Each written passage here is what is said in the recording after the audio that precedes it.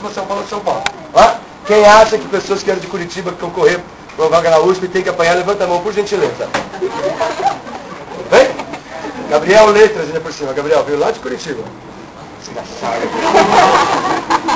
Não tem vaga lá para não? Vai lá, palhaça, palhaça. Vamos começar? Vamos? Bom dia a todos, tudo vai dar certo. Bora, bora, bora, bora. Seguinte, ó. Eu vou deixar isso aqui no site do Coque e vou deixar também aqui no computador. Eu não sei se alguém trouxe um pendrive, acho que é mais fácil. Mas se quiser anotar, tá bom? Por cada eu vou passar em cada um dos livros de novo. Obrigado, pessoal.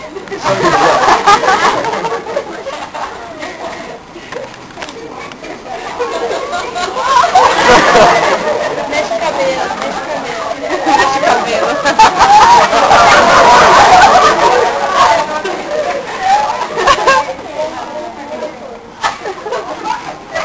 Obrigado. Palhaçada, hein? Palhaçada. Mas cada um dos livros, eu vou passar por cada um deles. Eu vou dizer qual capítulo que eu quero que você releia na sua casa. Gente, vamos ser sinceros? Vocês têm 2 semanas agora, né? E é complicado porque são 2 semanas sem ter orientação. Você precisa ter foco. Comeu uma fatia de panetone, faz exercício. Quebrou uma noz, faz exercício. Vem? Começou o show da virada? Ivete Sangalo assiste. Entrou o Fresno, faz exercício. São 2 semanas que você vai ficar sozinho. E é complicado, né, gente? Você não tem esse... Mas o que eu faço? Então nós vamos passar pelos livros. Qual o capítulo que você vai reler na sua casa? Qual personagem? Eu comecei atrasado. Né?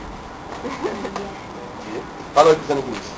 Oi, Carla.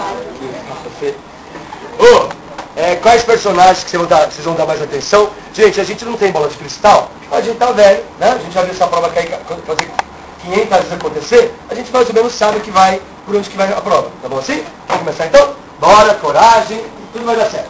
Bora lá. Primeiro livro, Capitães de Areia. Gente, a gente sabe que o personagem principal é o Pedro Bala. Mas como o Pedro Bala já caiu na primeira fase, a gente supõe que ele não vai cair na segunda. Quem que eu quero que vocês deem atenção na segunda fase? Vamos lá? Ó. Então já anota aí logo de cara pra mim. Eu quero que vocês, na sua casa, você tenta ler, vai tentar, assim, a origem, a posição dele no livro, o destino de 3 personagens. Eu quero que você dê atenção pro Sem Pernas, eu quero que você dê atenção pro professor e eu quero que você dê atenção pra Dora. Vem? O professor, o Sem Pernas e a Dora. E se eu tivesse que apostar num desses 3, eu acho que vai cair o professor. Deixa eu vou explicar um pouquinho daqui a pouquinho. Bom? O Sem Pernas, o professor e a Dora. Eu vou lembrar vários deles, mas eu acho que é um desses 3 que vai cair. Vem? O professor, o Sem Pernas e a Dora. Vamos lembrar? Quem era o líder? Só pra gente esquentar os motores. O Renato não tá querendo anotar, que não vai dar pra anotar tudo, né? Então eu vou anotar, eu te falo. Ei, quem era o líder dos meninos? Pedro Bala. Quem tinha muita força física, mas pouca intelectualidade? João Grande. Quem é que era deficiente físico? Parou então, vamos pegar o Sem Pernas. Da onde vem tanto ódio do Sem Pernas, gente? Me ajuda. Primeiro, defeito físico mesmo, né? Ele tinha esse ódio. Depois, de não ter família, né?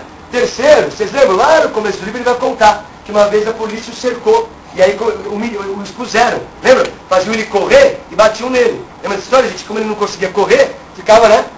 A situação ficava ridícula. Por que ele tinha ódio do Dona Esther? A Dona Esther foi tão bacana, levou ele pro cinema, deu comida, deu roupa. Por que ele tinha tanto ódio do Dona Esther? O que ele percebeu? Que não era pra ele que ela fazia aquilo, fazia pra quem? Pro filho. Por que ele ficou com raiva da solteirona? Por que ele tinha ódio da solteirona? Porque a solteirona só pensava no prazer de quem? Você lembra? Ela subia em cima dele, se esfregava, e não deixava ter penetração. Na verdade, ela só pensava no prazer dele. No prazer dela. E aí a gente faz uma perguntinha. Aquela morte dele, foi desespero ou foi libertação? Libertação. Tanto é que aquela cena, né, de abrir os braços como se fossem, né, as asas mesmo. Ela estava se libertando. Ele estava se libertando. Muito bem. Quem tinha livros de consciência do heróico? Todo quadro do professor tinha 2 coisas. Toda vez que ele pintava, tinha 2 coisas. O que tinha, gente? Um homem com um casacão, vamos lembrar de sobretudo. Vamos lembrar? Quem que era esse filme com esse sobretudo, gente? Lá no comecinho. Lembra? Ele pintou a caricatura de um cara e o cara tirou sarro e bateu nele. E aí aconteceu, ele foi lá e navalhou a mão do cara. Então esse cara sempre vai representar nos quadros a opressão. Aquelas pessoas que maltratam os capitães de areia. Sim? E que mais que tinha todo o quadro dele? Adoro. Um dos meninos, não era só a Dora, né? Era um dos meninos especificamente. Porque ele sabia, por ler muitos livros, que havia um caráter heróico naquele grupo. E que aquilo tinha que ser registrado de alguma maneira para a história.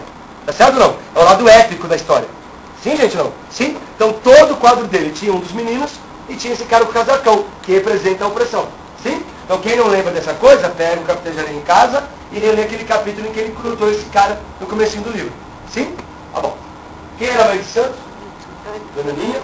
Quem era o jovem que tinha devoção católica? Pirulito. Pirulito. O malandro que fazia sexo cadalva, o gato. Lembra? Quem era o filhado de Lampião? Bota seca. Por favor, cada risco que tinha na espingarda dele, que representava? Uma morte, né? Sobretudo policiais. Lembra disso? Eles gostavam de matar, né? Os policiais. O dono do carrossel é o Neuzinho França. O amigo do católico era o padre José Pedro. Acho legal porque o Pedro Bala aceitava tanto conselhos de uma mãe de santo quanto de um padre. Como é que chama essa mistura, gente? Sincretismo religioso. Lembra? Quem era o padre Pedro Bala? O Raimundo, o louro. Parou. Por que o Raimundo louro é importante? Que filho de peixe? Peixinho não é. Vamos lembrar? Esse livro é do modernismo, mas tem umas características do naturalismo. Uma delas é o determinismo hereditário. Foi quando Pedro Bala descobriu como é que o pai dele tinha morrido, que o Pedro Bala começa a também tomar uma consciência social, certo?